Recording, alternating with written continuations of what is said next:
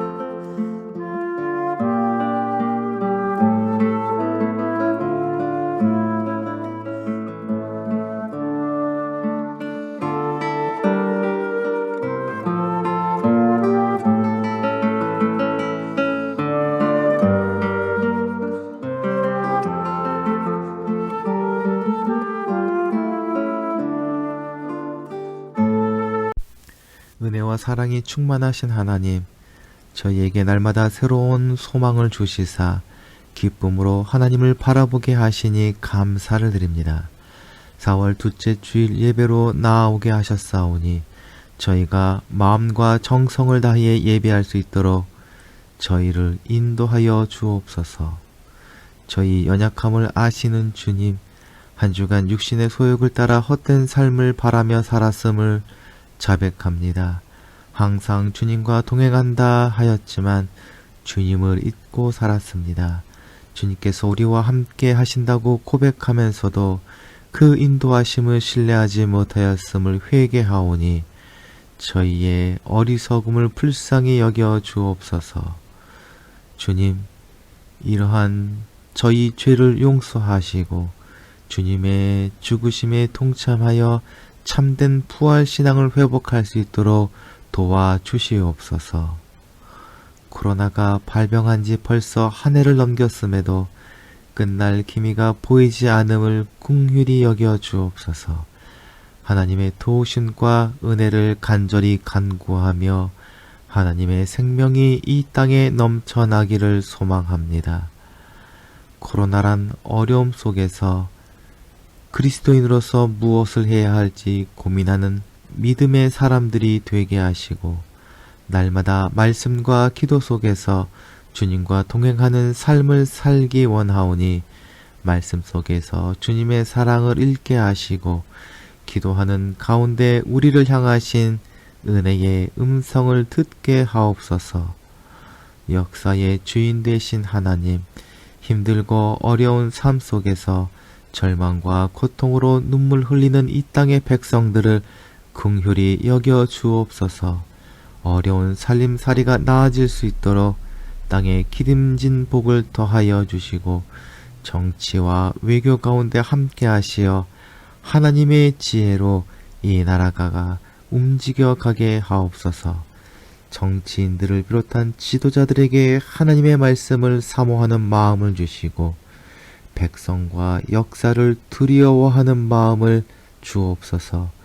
믿는 자들의 기도를 응답하시되 이 땅의 모든 사람들이 하나님께서 세계와 역사의 주인 되심을 온전히 깨닫게 하옵소서.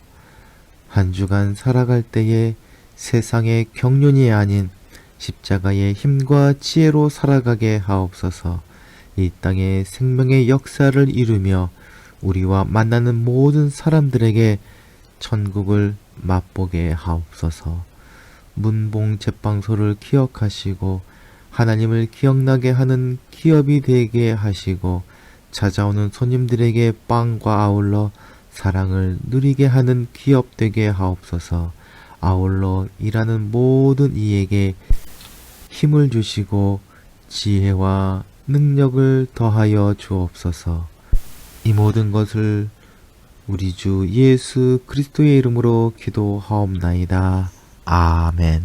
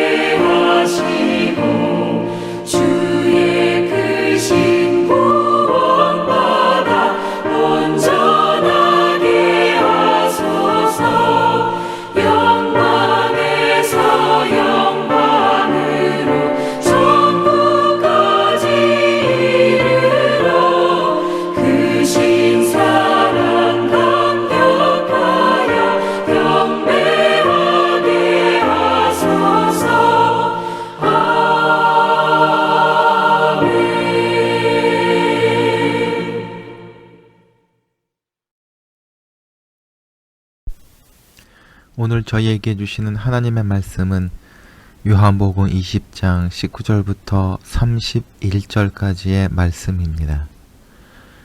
그날 곧 주간의 첫날 저녁에 제자들은 유대 사람들이 무서워서 문을 모두 닫아 걸고 있었다. 그때에 예수께서 와서 그들 가운데로 들어서셔서 너희에게 평화가 있기를 하고 인사말을 하셨다. 이 말씀을 하시고 나서 두 손과 옆구리를 그들에게 보여주셨다. 제자들은 주님을 보고 기뻐하였다. 예수께서 다시 그들에게 말씀하셨다. 너희에게 평화가 있기를 빈다. 아버지께서 나를 보내신 것 같이 나도 너희를 보낸다. 이렇게 말씀하신 다음에 그들에게 숨을 불어 넣으시고 말씀하셨다. 성령을 받아라. 너희가 누구의 죄든지 용서해 주면 그 죄가 용서될 것이요 용서해 주지 않으면 그대로 남아 있을 것이다. 12 제자 가운데 하나로서 쌍둥이라고 불리는 도마는 예수께서 오셨을 때에 그들과 함께 있지 않았다. 다른 제자들이 그에게 우리는 주님을 보았소 하고 말하였으나 도마는 그들에게 나는 내 눈으로 그의 손에 있는 못자국을 보고 내 손가락을 그 못자국에 넣어보고 또 내 손을 그의 옆구리에 넣어보지 않고서는 믿지 못하겠소 하고 말하였다. 8해 뒤에 제자들이 다시 집안에 모여 있었는데 도마도 함께 있었다. 문이 잠겨 있었으나 예수께서 와서 그들 가운데로 들어서셔서 너희에게 평화가 있기를 하고 인사말을 하셨다. 그리고 나서 도마에게 말씀하셨다. 내 손가락을 이리 내밀어서 내 손을 만져보고 내 손을 내 옆구리에 넣어 보아라. 그래서 의심을 떨쳐버리고 믿음을 가져라.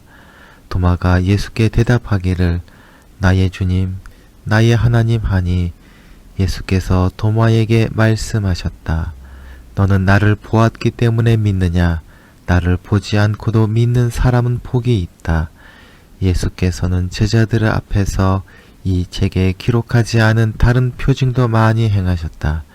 그런데 여기에 이것이 남아 기록한 목적은 여러분으로 하여금 예수가 그리스도요 하나님의 아들이심을 믿게 하고 또 그렇게 믿어서 그의 이름으로 생명을 얻게 하려는 것이다. 아멘.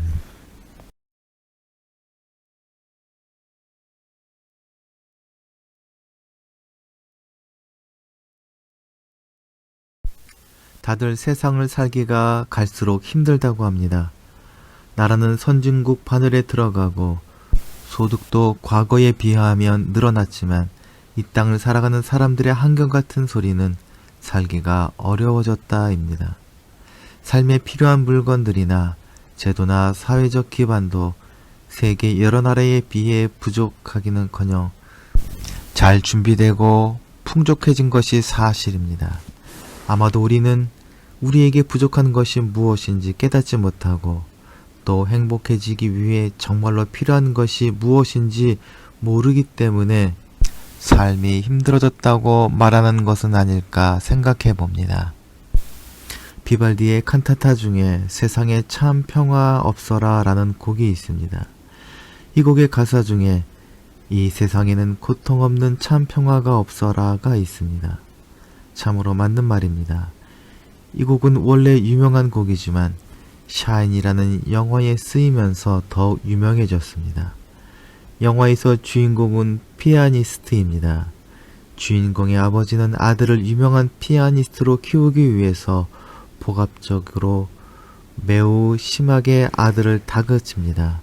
아들은 아버지 때문에 성공을 위해서 강박적으로 피아노에 매달리다 결국 폐인이 되어 피아노를 멀리하게 됩니다.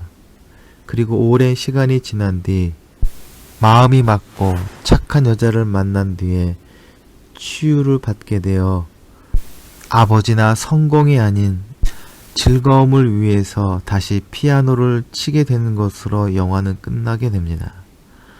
성공을 쫓다가 평화를 잃어버린 주인공의 모습에서 평화를 잃어버린 채 무엇인가 무엇을 쫓아 살아가는 현대인의 모습을 발견하게 됩니다. 미국의 칼럼니스트이자 상담가로서 유명한 분이 있습니다. 이분이 어떤 기자와 인터뷰를 하는 도중에 사람들이 가장 많이 상담을 요청하는 주제가 무엇인지 묻는 질문을 받습니다. 상담가는 한 달에 10,000통이 넘는 상담 편지를 받는 그 중에 가장 많이 상담을 요청하는 것이 공포였다고 합니다. 우리나라에서 청년 사역을 하는 목사님이 계시는데 이분은 20대 젊은이들을 많이 만나고 상담도 하기 때문에 젊은이들에 관한 전문가라고 할 수 있습니다.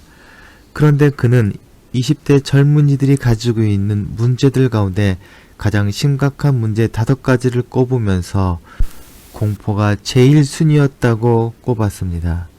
취직과 성공에 대한 불안이 쌓이다 보니 가재각색의 걱정으로 이어지고 마침내 자기도 제어할 수 없는 마음의 불안이 찾아오고 모든 생각을 뒤덮어 버린다고 합니다. 그래서 공포에 시달리는 젊은이들이 너무 많다고 합니다. 젊은이들 뿐입니까? 예전 신학교 다닐 때 여름방학을 맞아 시골 외할머니 댁에 방문했는데 할머니 방에 수많은 약들이 화장대에 가득했습니다. 할머니 말에 의하면 떠돌이 약장수들이 마을에 찾아와서 각종 질병을 예방하고 건강하려면은 이 약을 먹어야 된다라는 말에 넘어가 이렇게 많은 약들을 다 사셨다고 하셨습니다. 이 시대뿐만 아니라 인류 역사를 돌아보면 인간은 공포와 불안을 스스로 극복할 수 없는 존재임이 드러납니다. 비발디의 칸타타처럼 세상에는 참 평화가 없습니다. 그런데 비발디의 가사는 평화가 없다는 것으로 끝나지 않고 순수하고 진실하고 평화롭고 다정하신 주님이 내 안에 있으니로 이어집니다. 평화 그 자체이신 주님을 모신 사람만이 평화를 누릴 수 있다는 의미일 것입니다. 그런데 오늘 본문을 보면 그 예수님의 제자들은 전혀 평화롭지 못하고 세상 사람들처럼 불안과 공포에 사로잡혀 있는 것을 발견하게 됩니다. 예수 그리스도께서 십자가에서 죽으셨을 때에 제자들은 아마도 우리도 십자가에 달려 죽을 수 있겠다는 두려움에 사로잡혔을 것입니다. 그래서 제자들은 스승이신 예수님께서 십자가에 못 박혀 죽었을 때에 도망치고 맙니다. 오늘 본문 19절은 이 사실을 말해줍니다. 제자들이 유대인들을 두려워하여 모인 곳에 문을 닫고 있었다. 본문은 제자들이 얼마나 두려움에 떨고 있었는가를 말해줍니다. 오늘 본문은 이렇게 두려움에 떨고 있는 제자들에게 부활하신 주님께서 나타나셔서 그들에게 평화를 그리고 새로운 사명을 부여하신 이야기입니다.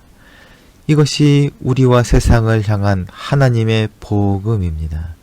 우리가 평화를 누릴 수 있는 길은 돈이나 권력 혹은 건강이 아니라 오직 예수 그리스도 뿐입니다.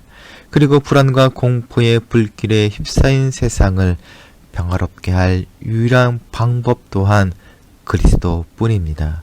이 놀라운 진리를 말씀으로 나누면서 마음과 생각 속에 새기도록 합시다.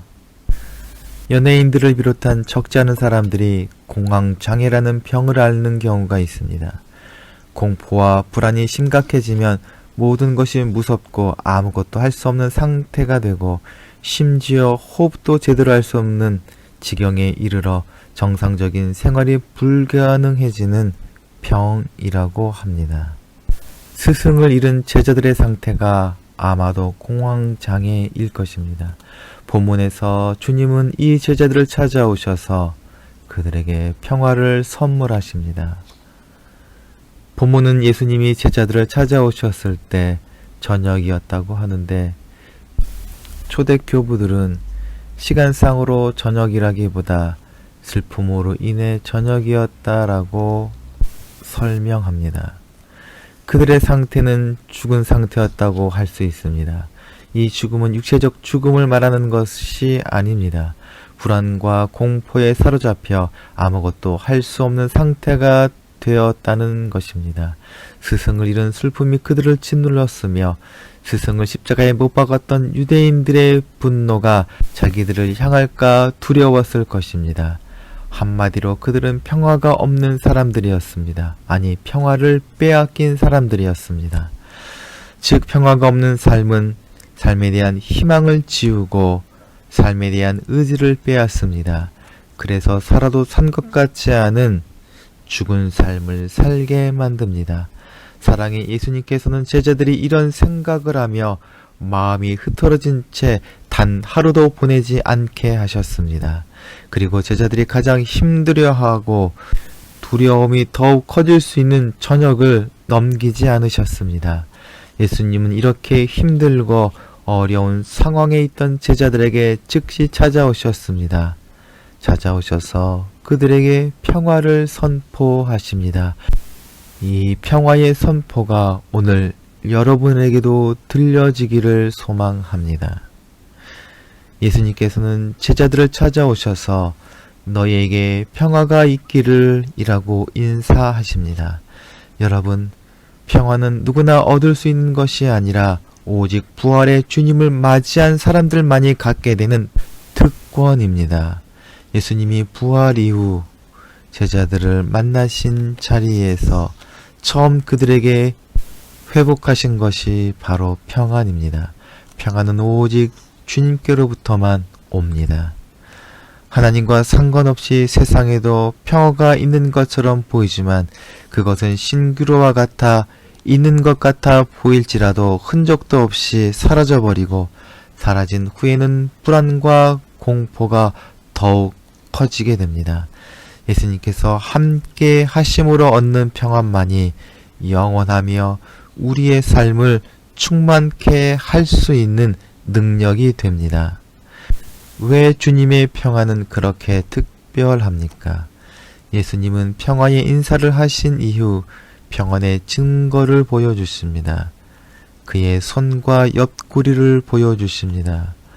그런데 놀랍게도 제자들은 그 상처난 손과 창자국 난 옆구리를 보자 모든 공포와 불안을 잊어버리고 안심하고 평화의 증거로 받아들입니다. 나를 위해 고난을 받으시고 나를 위해 죽음의 잔을 받으실 만큼 나를 사랑하시는 주님이 지금 내 앞에 있고 나와 함께 계시는데 평안을 누리는 것은 너무나도 당연한 것입니다. 즉 순수하고 진실하고 평화롭고 다정하신 주님이 우리와 함께 있으니 우리는 세상에 알 수도 없고 누릴 수도 없는 평안을 누릴 수 있습니다. 그리고 평안의 선물은 우리만이 아닌 세상을 향해 주시는 하나님의 은혜입니다. 예수님께서는 세상이 평안으로 충만하기를 원하십니다. 세상이 평안으로 가득해지는 첫걸음은 바로 용서입니다. 예수님은 용서를 우리에게 명하셨습니다. 너희가 누구의 죄든지 용서해주면 그 죄가 용서될 것이요 용서해 주지 않으면 그대로 남아있을 것이다. 용서는 사랑의 결정체요 부활의 완성입니다. 우리 모두 하나님의 무한한 사랑과 긍휼로서 예수님의 사랑을 통해 새 사람이 되었습니다. 용서받은 자로서 이제 용서하며 살아가야 합니다. 기독교인으로부터 시작된 용서가 온 세상에 퍼지는 그때에 세상에는 평안이 회복되고 사람들이 평안해질 때 사람들은 하나님과 동행을 경험하고 하나님이 열어주시는 생명의 길을 걷게 될 것입니다. 그리고 이런 용서는 사람의 능력이나 지혜로 할 수 없는 하나님의 능력의 산물입니다. 그래서 주님께서는 우리를 세상으로 보내시면서 성령님을 받으라 하십니다. 이렇게 성령님의 능력을 힘입는 사람은 누구의 죄든지 사할 수 있게 되며 이 땅의 평안을 회복하는 제자로 살아갈 수 있습니다. 제자라는 말에는 주님과 함께 살아가는 사람들이라는 뜻과 함께 주님께 보내심을 받은 사람들이라는 의미가 함께 들어 있습니다. 주님으로부터 파송을 받은 제자의 마음은 어떠해야 하는지 요한이 우리에게 말하고 있습니다. 본문에 나오는 주님과 도마의 만남을 통해서 제자의 마음과 태도를 다시 한번 생각해 보도록 합시다. 오늘 본문의 저자인 요한은 믿음이라는 단어를 매우 강조합니다. 요한복음에서는 믿는다라는 단어가 무려 98번이나 언급되고 있습니다. 믿는다는 단어가 마가복음에서는 11번, 마태복음에서는 14번, 누가복음에서는 9번밖에 언급되지 않습니다. 이에 비해 요한복음에서는 100회 가까이 언급되고 있습니다. 그래서 사람들은 요한복음을 믿음의 복음이라고 부릅니다. 제자가 가져야 될 마음과 태도는 바로 믿음입니다. 제자들에게 나타나신 뒤 일주일 후 부활하신 예수님께서 다시 도마를 비롯한 제자들에게 나타나셨습니다. 예수님은 다시 나타나셔서 도마가 요구하는 조건을 모두 만족시켜 주시려고 내 손가락을 이리 내밀어 내 손을 보고 내 손을 내밀어 내 옆구리에 넣어보라 말씀하십니다.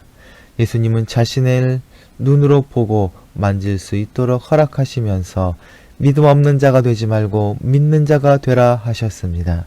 이것은 예수님의 부활의 은혜를 누리는 것은 경험이나 증거로 불가능한 것임을 의미하는 것입니다. 도마는 부활하신 예수님을 보자 더 이상 머뭇거리지 않고 손으로 만지지 않고서도 나의 주, 나의 하나님이라고 고백했습니다. 나의 주님이라는 말은 원래 로마 황제에게 해당되는 말이었습니다. 초기 기독교인들은 당시 최고 권력자로서 생사 여탈권을 행사하던 로마 황제가 아니라 예수님을 주님으로 받아들였습니다. 예수님께서 하나님과 동등하신 분이다라는 진리는 기독교의 핵심입니다. 도마의 신앙 고백을 통해서 요한은 예수님이 누구이신지를 선언합니다. 예수님이 내게 어떤 분이신지 깨닫고 선언하는 순간 우리에게 하늘의 평안이 임하게 됩니다. 그리고 그 평안을 누릴 수 있는 길이 열리는 것입니다. 여러분, 예수님은 나의 주, 나의 하나님이십니다. 제자가 되었다는 것은 예수님과 함께 동고동락하며 주님이 주시는 평안을 풍성히 누리는 사람을 의미합니다. 그러나 아울러 제자라는 말에는 보냄을 받은 사람을 동시에 의미한다고 앞에서 말씀드렸습니다.